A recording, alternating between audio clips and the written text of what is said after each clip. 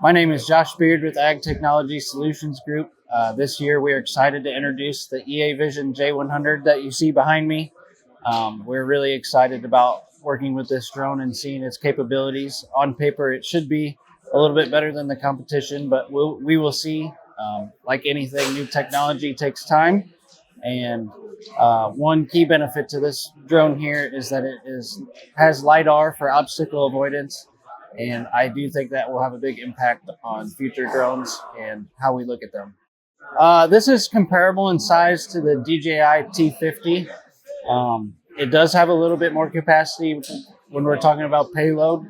But other than that, it actually is a little bit smaller when you look at the wings, just because there is one less motor per wing on it.